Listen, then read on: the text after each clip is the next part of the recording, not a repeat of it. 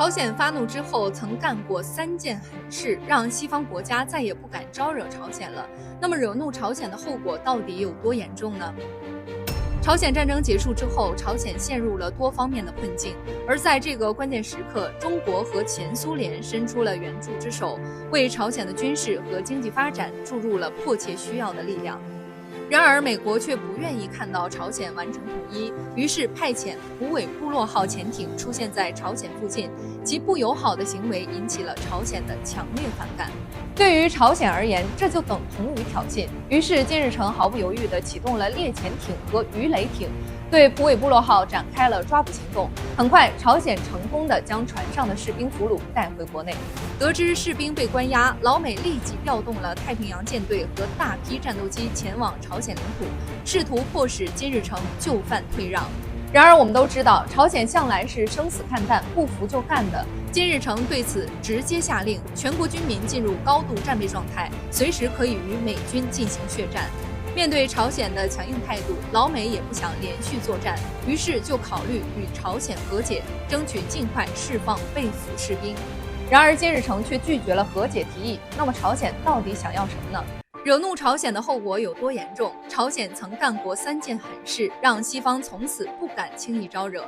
面对老美的和解提议，金日成却坚决拒绝了，并明确指出，若想真诚和解，老美必须在国际报纸上公开向朝鲜道歉，承认曾侵犯其主权，这可以视为朝鲜接受和解的前提条件。这句话直接让老美的一众高层炸开了锅，导致谈判陷入僵局，长达1年之久。要知道啊，老美可是很在乎面子的，哪怕在朝鲜战场联合国军上输了，但老美也没公开承认过自己的失败，只是提了一句朝鲜战争的选择是错误的。在长达1年多的外交斡旋后，美国最终还是满足了朝鲜的要求，于是朝鲜释放了被扣押的士兵，但虎尾部落号并未归还，反而成为了朝鲜备受瞩目的旅游胜地。然而，一向强硬的老美怎么可能咽下这口气呢？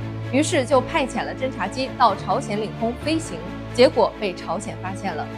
朝鲜一开始通过友好警告表示对此的不满，但美军却以降低飞行高度挑衅，意思好像在说，在你们领空乱飞，你们也打不着。眼看警告无果，朝鲜直接派出2架战斗机将侦察机击毁，机内数十名士兵因此丧生。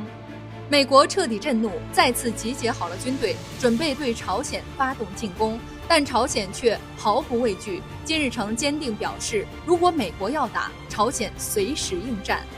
这一时刻，全球都以为美国将再次发动对朝行动，搞得我国也开始有些紧张。那么，美国会再次发起对朝鲜的冲突吗？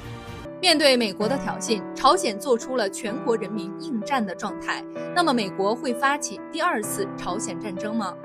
虽然美国的态度很强硬，但最后却只把组建好的舰队开到朝鲜附近的海域绕了一圈就回去了，最终没有爆发冲突。当时朴正熙刚刚成为韩国总统，他对美国的这种行为感到了担忧，因为半岛的局势，韩国说了不算，美国的威慑力才是真的。如果这种威慑力下滑，很可能会影响到半岛的局势。老美为了安抚韩国，肯尼迪总统亲自前往韩国慰问，并率领1万名美军前往38线，再次挑衅朝鲜。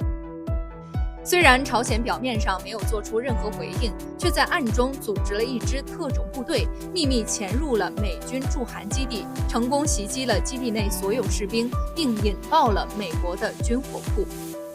得知朝鲜再次采取激进行动，肯尼迪一时间也没有办法，只好匆忙回国商讨对策。而朝鲜特种部队摧毁美军基地后，还打算对朴正熙暗杀，虽然最后失败了，但也让朴正熙之后数月都不敢回到总统府工作。